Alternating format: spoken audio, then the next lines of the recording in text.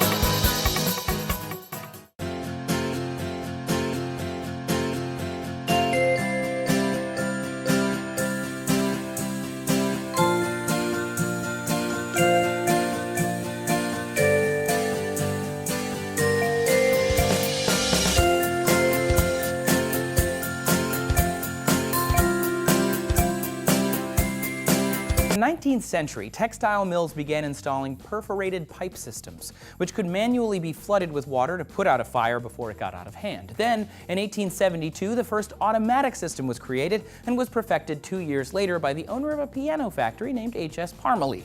The system used heat-activated material that released the tension on a spring, allowing water to flow through the pipe. And modern systems dating to 1889 pretty much do the same thing, but today we're using a piece of glass to hold back the water. Because of this heat-activated bead, only sprinklers subjected to hundreds of degrees will spray water, not every sprinkler everywhere. If you look at a fire sprinkler today, you'll likely see a tiny glass bead filled with liquid or a color-coded piece of metal called a fusible link. The beads are easiest to spot, and the color of that bead tells you how hot the ceiling can get before the sprinkler will go off. These systems work with simple physics. Inside the bead is a glycerin-based liquid, sugar alcohol, which expands when heated to a specific temperature. That expansion breaks the glass, allowing what's inside of the pipe to come out. A hotel or a home goes up in flames more quickly and at lower temperatures than, say, a factory. So different buildings will have different classifications. Red beads break at the lowest temperature of 135 to 170 degrees, so they're the most common. Intermediate levels are yellow or green, and they break at 175 to 225, and it's a range. The highest levels are for warehouses and factories. They have black beads, which break at 650 Fahrenheit.